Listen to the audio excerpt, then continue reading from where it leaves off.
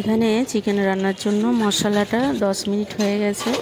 আমি 100 গ্রাম পরিমাণ টক দই দিয়ে ভালোভাবে কষিয়ে নিয়ে আর ভেজে রাখা চিকেনগুলো দিয়ে দিয়েছি।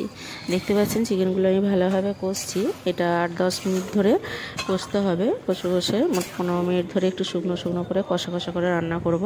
তো চিকেনটাতে আমি কিন্তু এমনি রান্নাতে যে মশলাটা দিই তার থেকে একটু বেশি পরিমাণ মশলা দিয়েছি।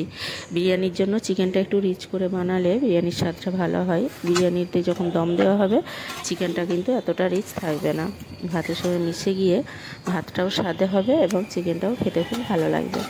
আর এখানে আমি বেরেস্তা বানাচ্ছি। 3-4টে পরিমাণ পেঁয়াজ সরু করে স্লাইস করে কেটে নিয়ে এটা সাদা তেল ঘি গরম করে নিয়ে 8-10 মিনিট ধরে হাই ফ্লেমে এই বেরেস্তাটা বানাতে সময় লাগবে।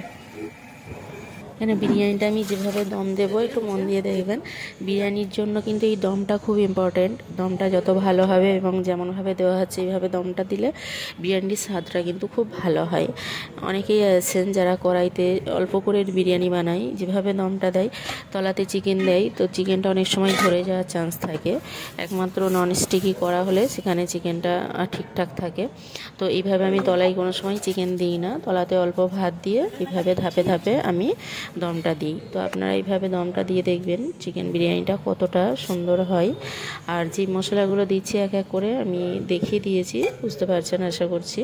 এখানে খোয়া ক্ষীর দিয়েছি, গোলাপ পানি, কেওড়া পানি, আর নিচের দিকে ভাপানো আলুগুলো দিয়েছি। আমি উপরের দিকে চিকেনটা দিচ্ছি।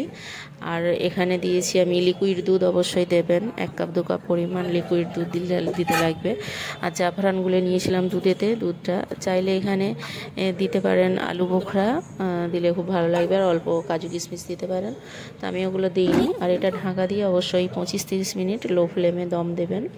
দম দেওয়ার পর দেখবেন গা থেকে একটা ভাপ বেরোচ্ছে। যখন ভাপ বেরোবে আর খুব সুন্দর একটা সুগন্ধ বেরোবে, তাহলে জানবেন দমটা হয়ে গেছে। তো তখন সেই সময় নামিয়ে নেবেন বা ওভেন অফ করে গ্যাসেই বসিয়ে রেখে দেবেন। কিন্তু সঙ্গে সার্ভ করবেন না।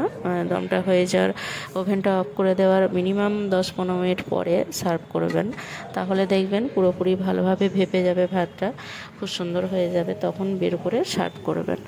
আশা করছি আপনারা বুঝতে পেরেছেন। তো এইভাবে বানাবেন, আপনার বিরিয়ানিটাও খুব সুন্দর হবে। আর দম দিয়ে যখন আমি রেস্ট করছিলাম তখন একটু বারান্দায় বসে আপনাদেরকে একটু সিনারিটা দেখিয়ে দিলাম।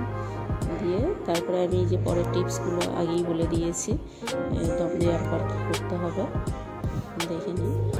আশা করছি আপনারা সকলে বুঝতে পেরেছেন। সকলে খুব ভালো থাকবেন, সুস্থ থাকবেন।